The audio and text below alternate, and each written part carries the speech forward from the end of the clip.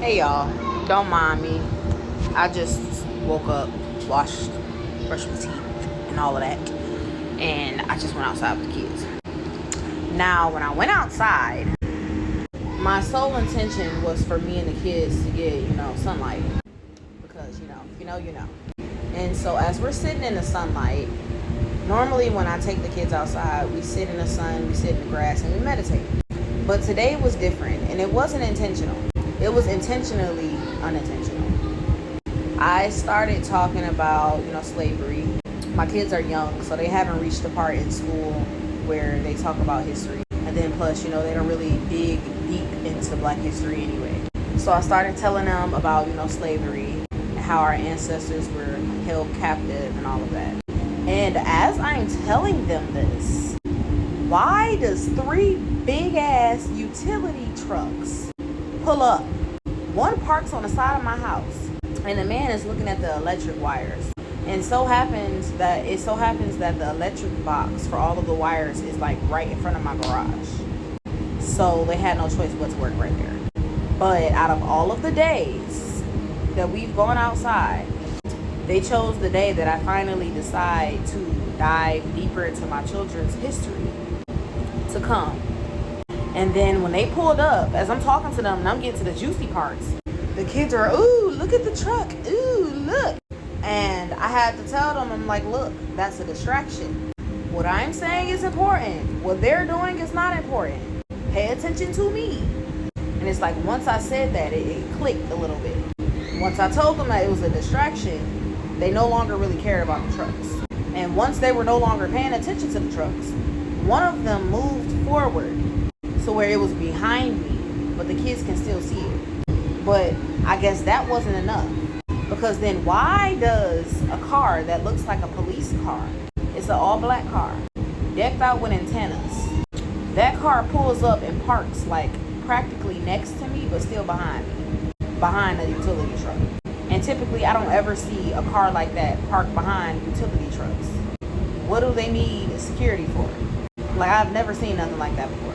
So as I'm telling the kids about, their history, and I'm telling them that, like our phone screens, tablets, computers, processed sugars, dyes, and all of those things are literally here to distract us from tapping into our higher selves and to stop us from being who we are truly meant to be. That's when a car comes, and then they just sit there. And then when I finally decide, okay, that's enough, we was outside for like an hour in the sun, baking, okay, hot as hell. That's when I finally decide, okay, that's it, that's enough for today, let's go in the house. As soon as I get up, why the hell does the car pull off? So that car sat there for the entire hour, but as soon as I get up, it pulls off. And then all of the workers was this color. I ain't seen not one person that looked like me. And usually I see at least 1 or 2 people that look like me. All of the workers, including the security officer, police undercover, whatever he was all this color. That's not a coincidence. Especially when I'm telling the kids, 333. Especially when I'm telling the kids that they're trying to distract us and they don't want us to tap into our divine power. Because once we do, they lose power. Which is why I'm training my kids young. And I told them I'm training y'all young so that y'all can be stronger than me. The earlier you start, the stronger you'll be. And me growing up, since my teacher died, my mom, she was unalived through illnesses or whatever.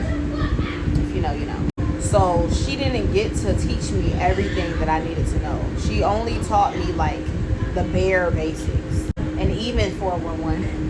And even then, I didn't really know that they were the basics because, I was so young. I was very innocent. So, luckily, like the seeds that she planted sprouted anyway. They were delayed, but they sprouted.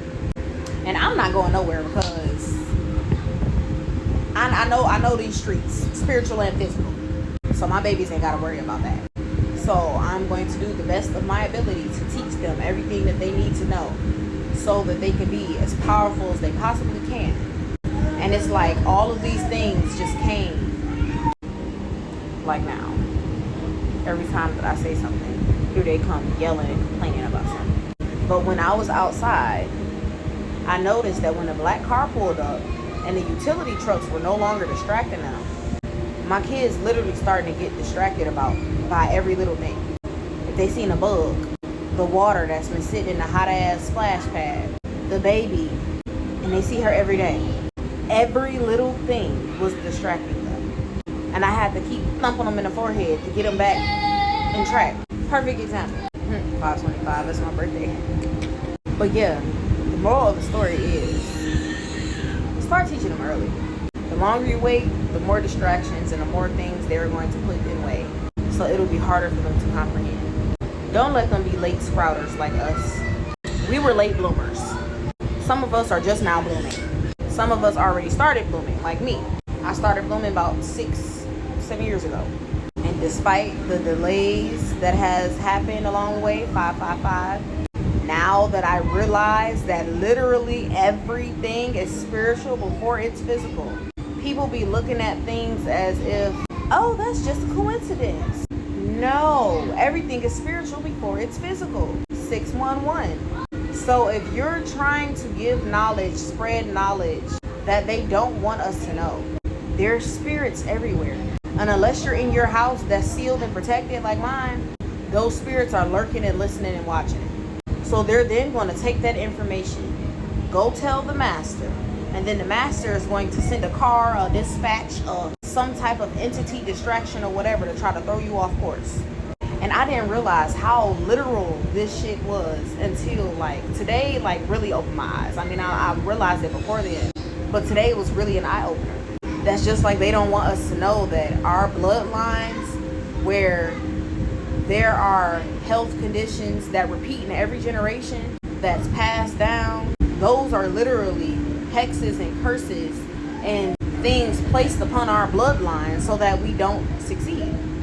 If you realize it, if there's somebody that has cancer and it dates back to generations and generations ago, if you go back and realize every generation, the person that catches cancer or those things that are life-threatening, those health conditions that will eventually make them deteriorate, they're typically the strongest people of that generation. They're typically the leaders of that generation. Like, really think about it. Not saying that the rest of the generation is weak, but that's the alpha. That's the leader.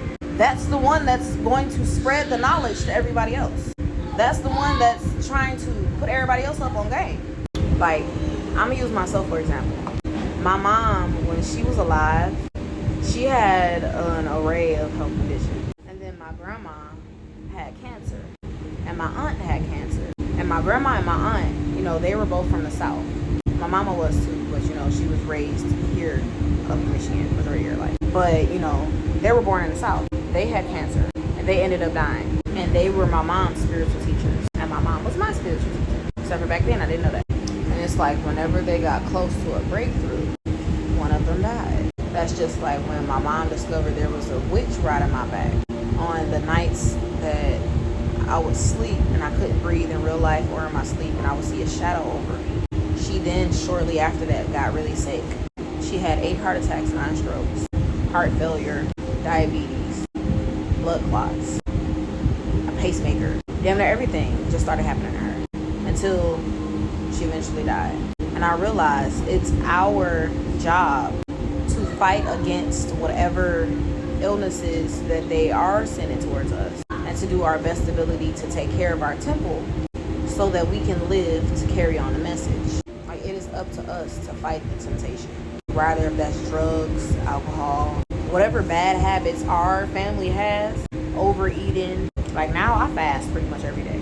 I don't eat until dinner time, but I drink water throughout the day because I had gestational diabetes when I was pregnant. So now that I'm aware, I try to do my best to take care of myself rather than just indulging in things because that's what was comfortable for me. Every now and then I do indulge, not gonna lie, but I don't make it a habit. So whoever is out there, they may need this as confirmation. This is your confirmation. You're on the right track. No matter how many things try to distract you, no matter how many people try to make you seem like you're crazy, no matter how many things or people are trying to get to you through your children, keep going. Your ancestors are proud of you, and they're sending you signs, whether you realize it or not.